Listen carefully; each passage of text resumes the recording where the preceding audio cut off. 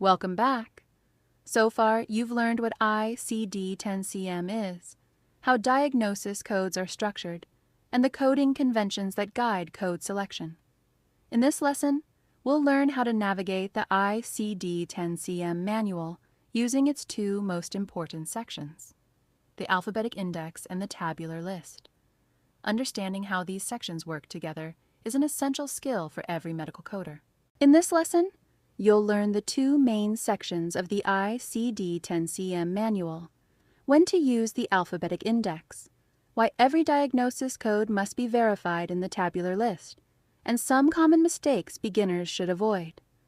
We'll also walk through a simple coding workflow that you'll use throughout your coding journey. The ICD-10-CM manual has two main sections you'll use every day. The Alphabetic Index helps you locate one or more possible diagnosis codes based on the documented condition. After that, you move to the Tabular List to verify the code, review any instructional notes, and confirm that you've selected the correct and most specific diagnosis code. The Alphabetic Index is organized like a dictionary. It lists diseases, conditions, injuries, symptoms, and other diagnostic terms in alphabetical order. You begin by looking up the provider's documented diagnosis to locate a possible ICD-10-CM code. Think of the Alphabetic Index as your starting point, not your final destination. Let's look at an example. Suppose the provider documents type 2 diabetes mellitus without complications. You would begin by looking up the main term diabetes in the Alphabetic Index.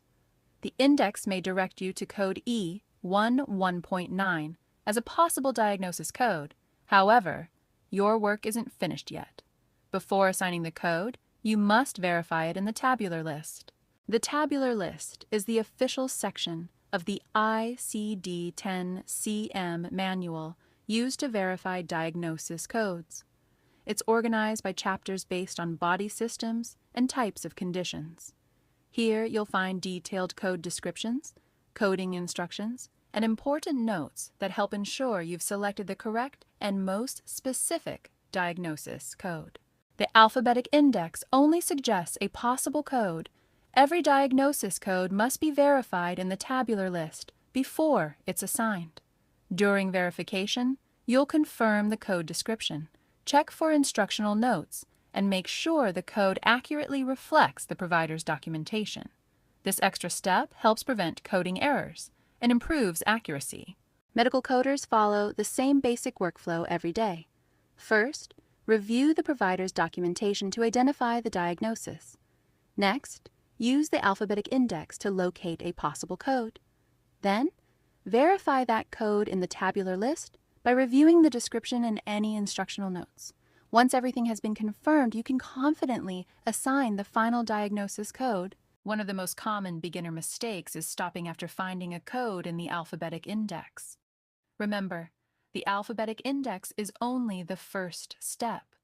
Every diagnosis code should be verified in the Tabular List before it's assigned. Skipping this step can lead to coding errors and inaccurate code selection. The Tabular List includes important instructional notes that guide accurate coding. Some of the most common notes you'll encounter are includes, excludes one, excludes two, code first, and use additional code. These notes provide valuable instructions and help ensure diagnosis codes are assigned correctly. Let's continue with our diabetes example. After the Alphabetic Index suggests E11.9, you open the Tabular List and locate that code. Here, you'll confirm that the description matches the provider's documentation, review any instructional notes, and verify that no additional coding instructions apply. Only after completing these steps should you assign the diagnosis code. New coders often make the same few mistakes. Some skip the verification step altogether. Others overlook important instructional notes in the Tabular List. Another common mistake is choosing the first code they see without reviewing the full entry.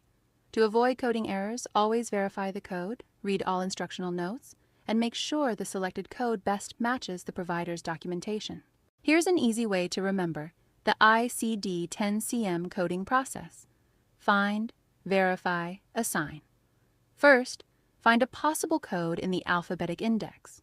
Next, verify that code in the Tabular List by reviewing the description and any instructional notes. Finally, assign the diagnosis code only after you've confirmed it's the correct and most specific choice. Let's review what you've learned. Which section helps you locate a possible diagnosis code? And should you assign a diagnosis code before checking the tabular list? Pause the video now if you need time to answer. The correct answers are the Alphabetic Index, and no, every diagnosis code should be verified in the tabular list before it's assigned. If you answered both questions correctly, you're building a strong foundation for accurate ICD-10-CM coding. Great job!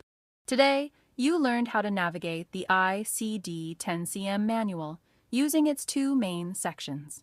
Remember to start with the provider's documentation. Use the Alphabetic Index to locate a possible diagnosis code and always verify it in the tabular list before assigning it. Reading the instructional notes helps ensure accurate coding. In our next lesson, we'll explore how the ICD-10-CM manual is organized into chapters. Remember to like and subscribe, and I'll see you in Lesson 5.